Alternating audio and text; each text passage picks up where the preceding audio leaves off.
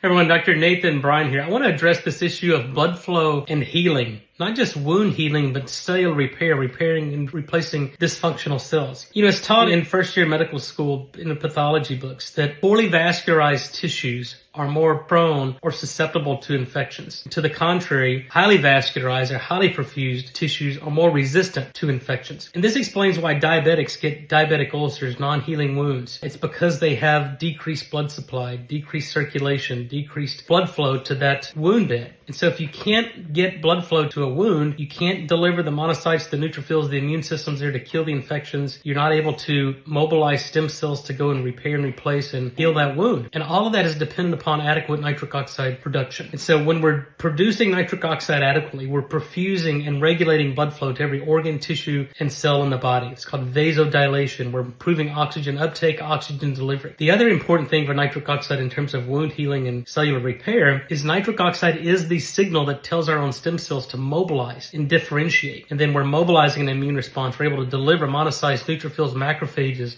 to a site of infection, to a wound, to kill the infection, and then to mobilize stem cells, granulate the tissue, and regrow new tissue, repair, replace dysfunctional cells or damaged cells. And then that's what wound healing is. You cannot initiate effective wound healing without adequate nitric oxide production. In fact, every population out there that has non-healing wounds, whether it's the elderly, whether it's diabetics, and all the known risk factors for non-healing wounds lead to a nitric oxide deficiency or associated with nitric oxide deficiency. So if you've got poor healing wounds, focus on nitric oxide because it's the vasodilator. It's the signal that tells our own stem cells to mobilize and differentiate. More stem cells in circulation, better blood flow is going to lead to faster, more efficient wound healing, cellular repair. Nitric oxide is the answer for wound healing.